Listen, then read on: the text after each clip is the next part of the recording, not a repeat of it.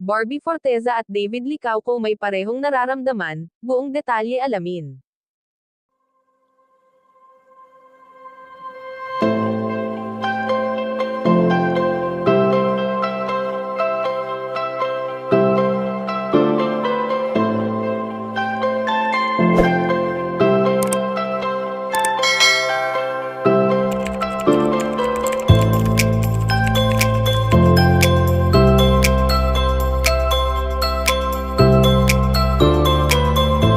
Alam naman natin na masaya na ngayon si Binibini Barbie Forteza sa kung anong mayroon siya sa ngayon at sa pagiging mag-isa nga nito at walang karelasyon ay maraming projects naman ang dumating sa kanya.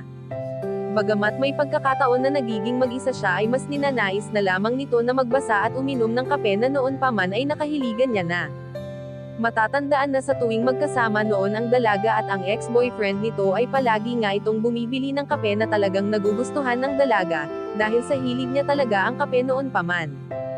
Sa kasalukuyan nga ay ating mapapansin ang pagiging close lalo ni na Barbie Forteza at David Licauco sa isa't isa, kahit na wala pa silang projects na magkasama at hindi matatapos ang taon na ito na hindi sila muling magsasama.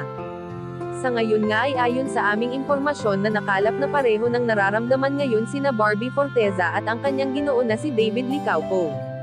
Ang pagiging single nila ay talagang ini-enjoy nila ngayon at nagagawa na nila ngayon ang mga bagay na noon ay hindi nila nagagawa. Ang pumasok sa isang relasyon ay wala pa sa isip ng mag-partner na barda, basta ang importante sa kanila ngayon ay ang tunay nilang nararamdaman at ang pakiramdam ng pagiging masaya nila ngayon sa buhay. Kayo mga ka-chika, anong masasabi nyo dito? Please leave the comment and don't forget to subscribe.